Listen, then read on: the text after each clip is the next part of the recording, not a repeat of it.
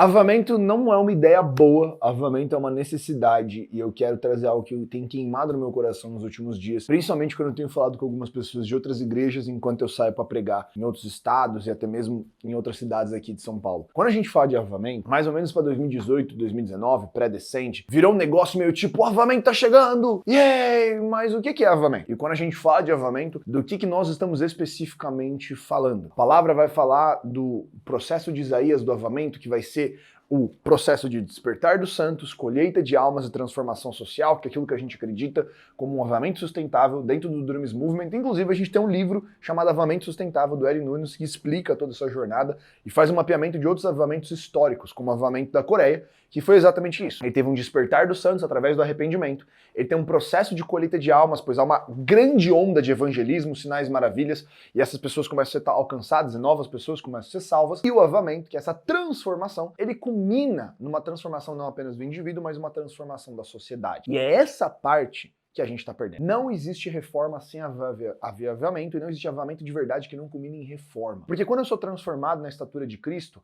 a sociedade ao meu redor vai ser transformada. Nick, o que você quer dizer com isso? Vou te dar um exemplo. Vamos dizer que você está na sua rua. Na sua rua tem bares, na sua rua tem famílias que se separaram, na sua rua tem pessoas que estão em casos matrimoniais, na sua rua tem pessoas que são desempregadas, que são bandidos, tem um bando de gente na rua do seu bairro. Agora imagina que se o Espírito Santo te toca, e te toca com poder e glória, você se torna essa ponte entre o céu e a terra, e você se torna um pequeno Cristo. E a partir do momento que você tem esse impacto, as pessoas ao seu redor, elas começam a ser impactadas. Agora imagina se o dono do bar, ele ouve do evangelho da salvação.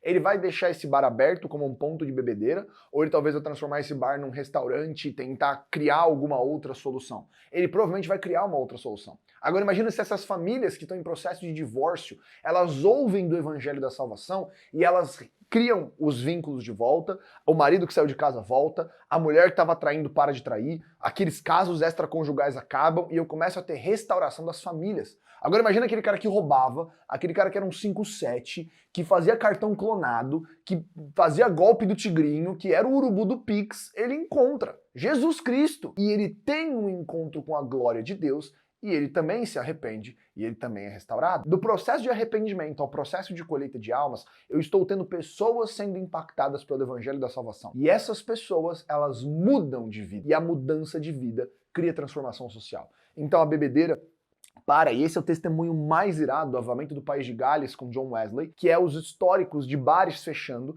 porque não havia mais pessoas para frequentar e porque os donos estavam indo para a igreja. Então o grande consumo de álcool que você tinha historicamente naquela região de Wales, de Gales, morre. Por quê? Porque o avivamento ele não tem como não tocar a sociedade. Só que eu passei um tempo na Austrália com minha esposa, já contei essa história anteriormente em alguns vídeos aqui do canal. Só que enquanto eu tava na Austrália, a realidade lá é um pouco diferente. A polícia não anda armada. 2/3 da polícia, eles não andam com arma de fogo, porque você não tem motivo para ter tanta arma de fogo lá. Na verdade, boa parte da polícia cuida de animais e resolve tretas entre as pessoas, tira canguru da casa um do outro. Você não tem um consumo de álcool tão elevado porque tem regras que bloqueiam você vender bebida alcoólica para pessoas.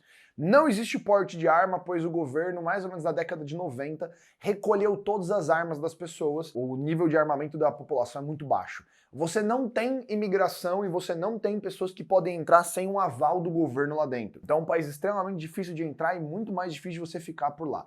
O salário é muito alto, você não tem favelas, você não tem comunidades. Então quando você vai fazer a análise de todo esse processo social, é um país onde reforma não é uma necessidade. Agora, meu amigo, a gente não está na Austrália, a gente está no Brasil. Quando você sai da sua casa, você tem medo de ser roubado. Quando você anda para um bairro mais perigoso, você tem medo de alguém parar o seu carro. Quando você está indo entrar num processo do governo ou judiciário, você tem medo de alguém ser corrupto e acabar passando por cima. Você sabe que as pessoas dentro do seu business sonegam imposto. Você sabe que a galera tá fazendo caixa 2 dentro do seu negócio. Não é uma realidade onde avivamento é uma ideia boa. Quando a gente fala de avivamento na Austrália, é meio tipo, yes! Avivamento é bom! Para nós, avivamento é uma obrigação. Sem avivamento, eu não consigo ter restauração e eu não consigo ter uma mensagem de justiça que traz retidão para as pessoas que estão em situação sistêmica de vulnerabilidade. Eu não consigo ter uma restauração de uma cultura sexual hipersexualizada que vai fazer com que o meu filho de 8 anos, quando eu tiver um filho, e ele tiver com 8 anos, ele vai estar ouvindo música que descreve relação sexual na escola. Ou que ele vai estar confuso com pautas ideológicas. Ou ele vai estar sendo vítima, provavelmente, de alguém que vai tentar roubar ele na volta para a escola enquanto ele volta a pé. Avivamento, para nós no Brasil, não é uma ideia boa. Avivamento é uma necessidade, é um fato. Eu não tenho a opção de não buscar avivamento e restauração social. Porque o nosso país, ele é um país quebrado, muito mais do que a Austrália. A nossa realidade não permite que eu ache que avivamento é só uma boa ideia. Eu tenho um lugar nas Ilhas do Marajó onde abuso sexual sistêmico é praticamente o norte daquela região. Então eu tenho uma região inteira que é um grande prostíbulo de menores a céu aberto por causa de uma situação de desigualdade social e uma cultura demoníaca instalada lá. Eu não tenho como achar que avivamento é uma opção. Avivamento é uma necessidade. E quando eu começo a olhar para a nossa realidade, eu sinto a eminência, às vezes, da narrativa de Atos, de quando Paulo chegava em alguns lugares e ele via aquela realidade muito distante. E eu preciso começar a crer que o avivamento ele não acontece só dentro da igreja, mas ele se manifesta fora. O avivamento não é apenas um episódio do mover do Espírito Santo dentro dos nossos templos cheios, mas ele é a transformação e a manifestação do Espírito na hora que chega a segunda-feira. Eu acredito que a gente está muito embriagado com conferências e com acampamentos, sem esquecer que a conferência e o acampamento não serve para que eu tenha uma dose de ânimo, mas ela serve para que eu seja enviado para algo. A missão de Cristo não é filhos que permanecem sentados no colo do Pai. São filhos que depois de abraçar o Pai em seu colo saem em missão. A vida cristã não se vive sentada num quartinho orando, esperando que o céu abra. Você vai para o seu quartinho, ora para que o céu se abra e quando o céu se abra, você vai manifestar o céu na rua. Cristianismo sem rua é terapia ocupacional. Cristianismo sem rua é egocentrismo espiritual, porque eu faço algo para mim e não para o próximo. Mas Cristo amou ao mundo, não apenas eu e você. E quando a gente reflete nessa mensagem, a eminência do avivamento vai ser uma transformação que eu sou capaz de gerar. Eu preciso começar a fazer a conta de matemática. Na hora que a gente olha para a palavra, por exemplo, Atos no capítulo 16, ou até mesmo Atos depois no capítulo 19, que Paulo está em Filipe e em Éfeso, existe uma dinâmica, que talvez valha a pena fazer um vídeo um dia só sobre isso, onde quando Paulo está em Filipe, e ele começa a pregar ali para as mulheres que ficavam perto dos rios, vai abrir uma igreja na casa de Lídia, monta ali uma estrutura embrionária de uma igreja primitiva, ninguém reclama. Mas na hora que ele passa já pela alguma vez na frente da mulher adivinha, que já tinha visto ele anteriormente, e quando via eles apontar falava, esses são homens de Deus, na hora que Paulo se irrita e tira o espírito daquela mulher, aquela mulher perde a capacidade de adivinhar. E perdendo a capacidade de adivinhar, ela incomoda os senhores que a usavam para ganhar dinheiro. O que incomoda não é a libertação. O que incomoda não é a igreja. O que incomoda não é nem a igreja ser feita por uma mulher, porque Lídia é uma mulher que recebe Paulo e que faz o processo de fundação com ele. O que incomoda não é eles estarem pregando pela cidade pelas beiradas, o que incomoda é na hora que mexe no bolso. Porque o avivamento, o poder de Deus sobre Paulo, ele era tão forte que ele não só estava transformando a vida das pessoas, mas ele estava alterando a estrutura econômica da cidade. E isso é mais visível ainda em Éfeso, que é o segundo exemplo, o exemplo mais marcante disso. Na hora que você move um pouco no texto de Atos, para Atos no capítulo 19, quando Paulo chega em Éfeso, ele começa a pregar na frente do templo da deusa Diana, que historicamente não era apenas um templo, mas era um prostíbulo a céu aberto, porque boa parte das oferendas feitas dentro do templo da deusa Diana eram feitas por profetisas cultuais, prostitutas cultuais, no qual elas tinham relações sexuais para poder fazer adoração. Então era uma cidade de alta movimentação, muito deturpada, e Paulo começa a pregar. O que incomoda é na hora que a pregação de Paulo é tão eficiente que a movimentação do templo diminui e o fluxo comercial de ídolos abaixa. E eu quero que você leia exatamente essa passagem aqui comigo. Atos, no capítulo 18, aqui no verso 14. Os que faziam isto eram 7 filhos de Seva, judeu principal do sacerdote. Respondendo, porém, o espírito maligno disse, conheço a Jesus e bem sei quem é Paulo, mas vós quem sois? E saltando neles o homem que tinha o espírito maligno, assenhorando-se dos dois, pôde mais do que eles, de tal maneira que nus e feridos fugiram daquela casa. E isso foi notório a todos que habitavam em Éfeso, tanto judeus como gregos, e caiu temor sobre eles. E o nome do Senhor Jesus era engrandecido.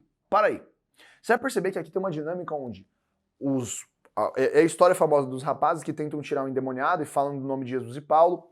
O demônio responde, eu sei quem é Paulo, eu sei quem é Jesus, mas vocês eu não sei quem eu sou, dá uma sova neles, eles saem pelados e machucados. E a parte que a gente não percebe é que toda Éfeso ficou sabendo dessa história. E com isso o nome de Jesus era engrandecido, mas obviamente o nome de Paulo também ficava conhecido na cidade. E aí você vai mais adiante no capítulo.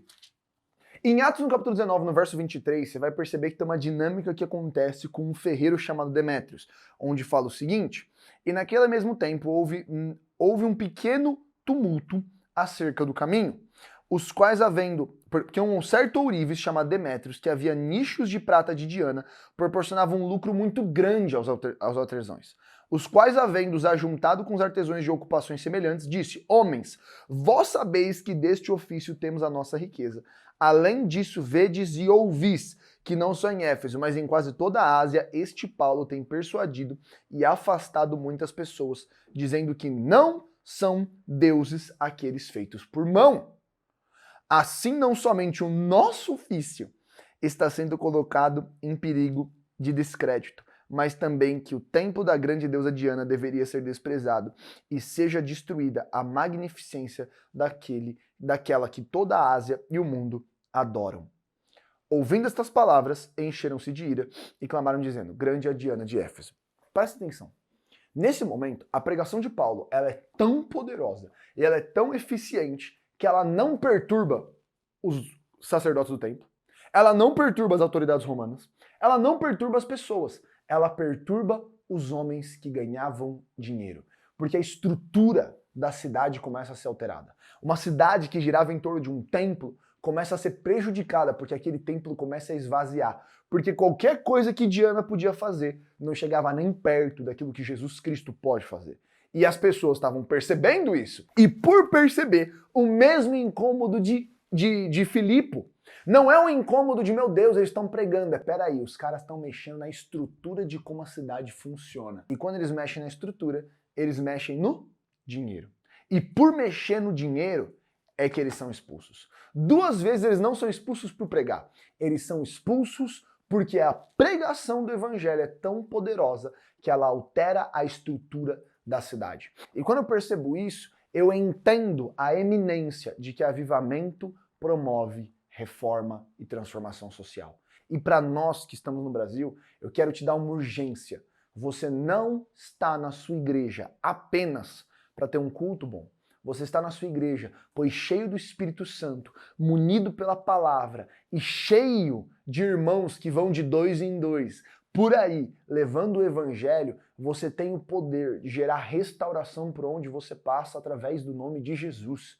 As famílias que estão separadas sendo restauradas, as pessoas que estão perdidas sendo encontradas, aqueles que estão em engano encontrando luz, a criminalidade abaixando, o nível de depressão e suicídio abaixando, o nível de pessoas em situação de abuso abaixando, a realidade que antes era uma realidade do reino das trevas sendo redimida pela realidade do reino da luz. O evangelho, ele não é uma mensagem de nós vamos transformar o mundo num grande show da Globo no final do ano, onde todo mundo tá de branco, de mão dada. Não é isso. Mas o evangelho, ele comunica uma guerra entre as potestades do ar e os principados e nas regiões celestiais, onde nós estamos no Espírito batalhando, revestidos pela armadura de Deus e munidos com a palavra de Deus. E quando a gente está munido com a palavra de Deus, eu preciso entender que nessa guerra eu não fico só apanhando, mas eu também avanço.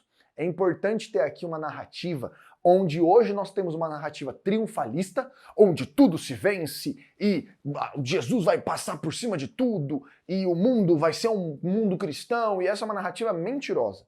Nós não teremos um país perfeito, um mundo perfeito. Não, não, não. Esse mundo jaz no maligno.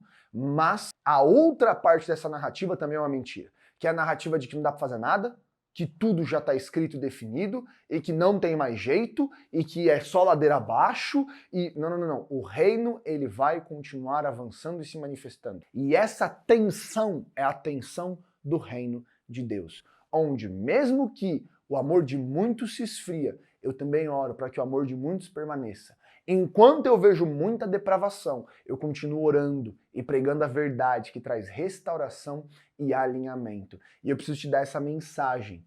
O Brasil precisa de avivamento. O Senhor tem um depósito específico sobre nós. E você só vai entender isso se você sair do país. Você pode ir para qualquer país passar um mês. Você vai entender que o que acontece no nosso culto de domingo, as pessoas podem passar 20, 30 anos, elas nunca viram um mover de Deus tão sobrenatural, uma graça tão forte, pessoas tão disponíveis ao evangelho, uma sensibilidade espiritual tão grande, pois isso é um favor que o Senhor depositou sobre nós, que nós sejamos bons mordomos. Eu quero fazer um vídeo futuramente sobre o Descende e sobre essa graça que a gente reconhece sobre o Brasil, mas a mensagem que tem queimado aqui em mim é: avivamento não é uma ideia boa, avivamento é uma necessidade. E a Bíblia ela é mais do que clara, mostrando que todo avivamento constrói restauração e transformação social. Não existe mais um momento onde a gente pode ficar só esperando.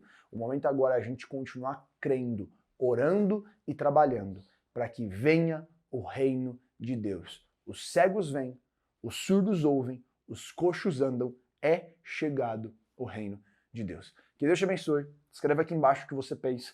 Eu vou fazer o vídeo do plano de salvação. Os últimos comentários foram muito bons, então eu vou estar gravando ele. Provavelmente vamos estar postando ele no começo de julho, porque a gente vai trabalhar bastante no texto e deixar ele bem editado. Vai ser o nosso primeiro vídeo bem trabalhado. O Léo, editor aqui do canal, ele vai ter um trabalho do caramba, mas vai ficar muito bom. Espero que tenha te abençoado. Tamo junto, falou. Tchau, tchau.